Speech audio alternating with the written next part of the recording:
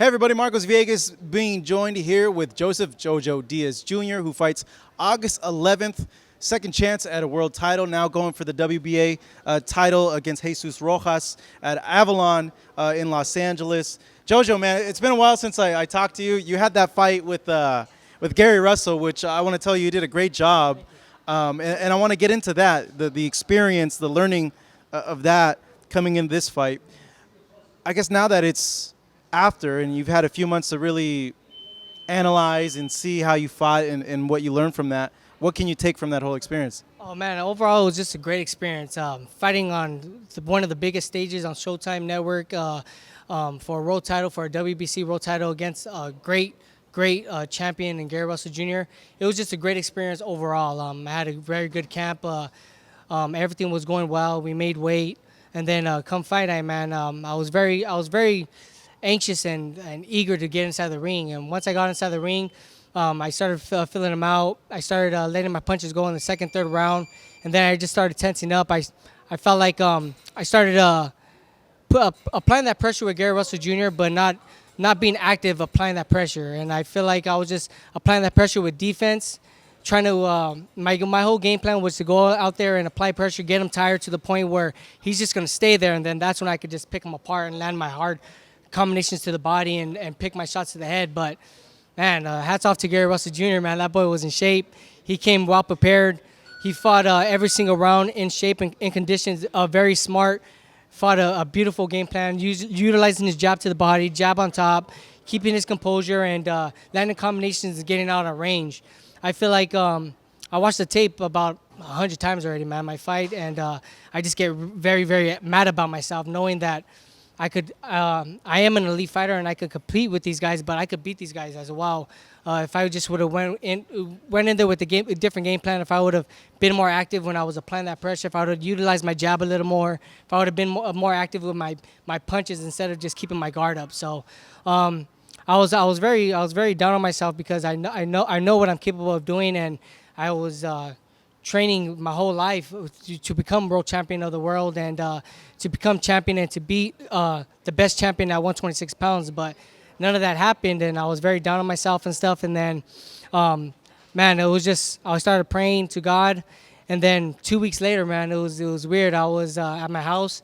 My manager, Ralph Heredia, gave me a call, and he was like, Joseph. And I was like, what, Ralph? He was like, guess what? And I was like, what? And he was like, we got another world title shot for you. I was like, no way, are you serious? He was like, yeah. Oscar De La Hoya, Golden Boy Promotions, they truly have faith in you. Oh, and during that time, Oscar De La Hoya, he was constantly writing to me, telling me that he was very impressed with what I did with Gary Russell Jr., that we just need to work on the little things and I will become champion. So during that time, he was always keeping me positive and keeping my head on my shoulders. And Ralph Heredia ended up calling, saying that they got me another world title shot, man. And after that, man, my whole heart just freaking started getting filled with happiness, and I just started feeling happy. I got to my knees. I prayed to God for giving me this opportunity again, and I watched the tape, knowing what I needed to work on. And I had an 8-week training camp, this fight for Jesus Rojas, and we practiced every single thing that I was showing flaws in my last fight. And I'm 110% ready for this fight. I know what Jesus Rojas is capable of doing. I know that he's fought 2 undefeated fighters, and I know that he stopped both of them because he overwhelms you and he's very powerful and stuff. But now I really know what I'm capable of doing.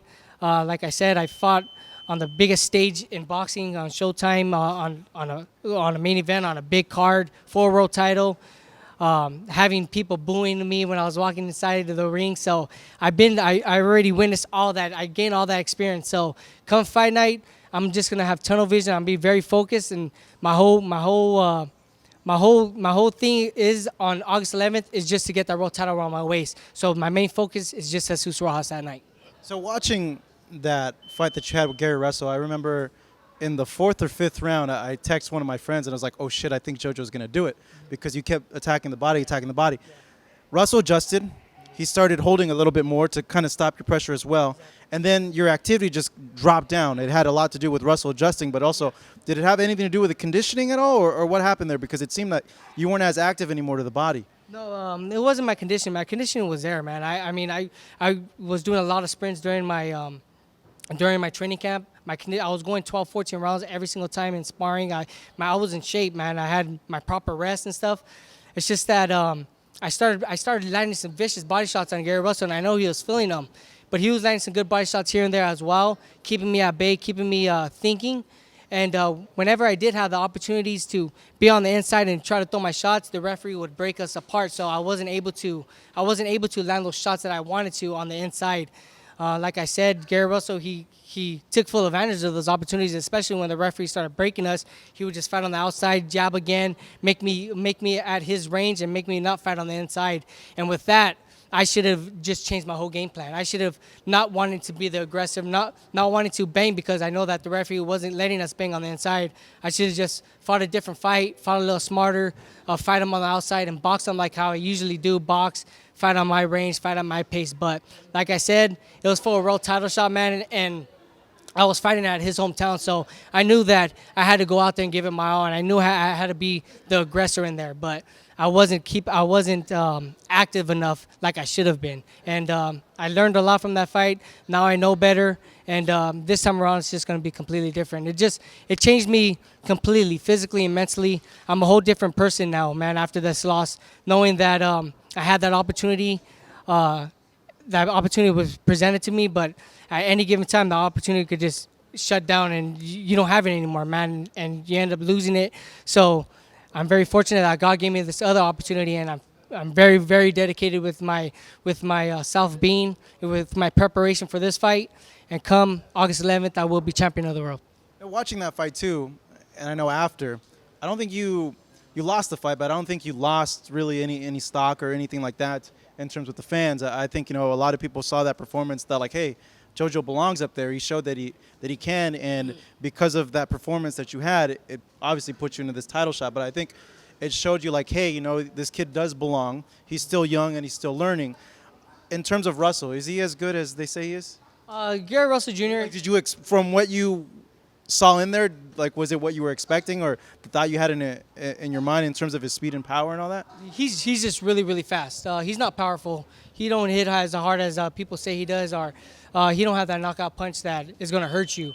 I think he really knocks out people with punches that you don't see coming. That's how he gets those knockouts, because he gets you when you're either opening up, and then that's how he knocks you out. But he don't have that knockout power like he's very, very powerful. But I mean, don't get me wrong, man. He's very, very fast, man. He those very quick combinations. He's very quick in there. But like I said, I was very down on myself because I know what I'm capable of doing. A lot of people, they were still impressed with my performance, but I wasn't impressed with my performance because I know that I could have beat Gary Russell Jr. if I would have just fought the right fight and fought the right game plan. And that's what pisses me off a lot, because I know what I'm capable of doing, and I know that I could be champion of the world, and I know that I could have won him. So that's why it Still piss you off? Yeah, it pisses me off every time I think about it, man. But I just use that negativity and that angerness to my preparation for this fight, because I know that I don't want to get this feeling ever again. I don't want to lose ever again. I don't want to feel down on myself ever again,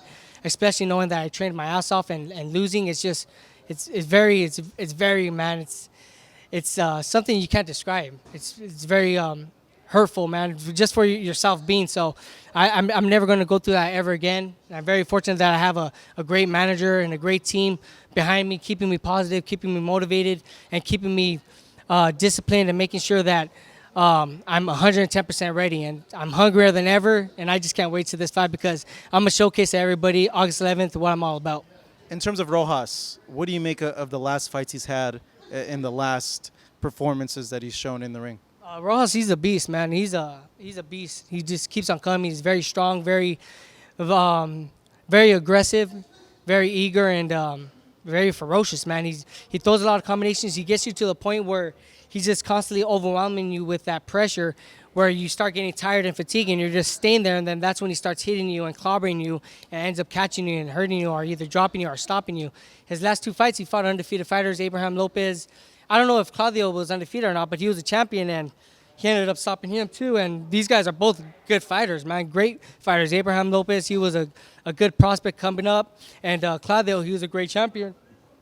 So I know Jesus Rojas is a guy that you can't take lightly. I know that he's going to come out there very well prepared, knowing that it's his first title defense too. I know he's going to be 110% ready. But like I said, man, I've learned a lot this last fight, and I don't want to take an L ever again. I'm training harder than ever. I know what Jesus Rojas is capable of doing. Me and my father, we practice every single little thing inside my training camp, and I'm 110% ready this fight. So it happens in LA. It's kind of like a hometown. You're from here in Southern California. I would think that given the opportunity, it's even better to win a world title at home, no? Yeah, well, I personally wanted to win a world title out at Over there, yeah. the champions. Well, against a guy like that, yeah, but still, this exactly. is still But pretty now- damn good because Oh, it's absolutely. in front of a lot of friends and family if you do win. Absolutely. I mean, I'm fighting now. I'm fighting at home. I mean, that would have been my dream match to fight Gary Russell here at the Staples Center or something, and try to take Gary Russell's title here at home.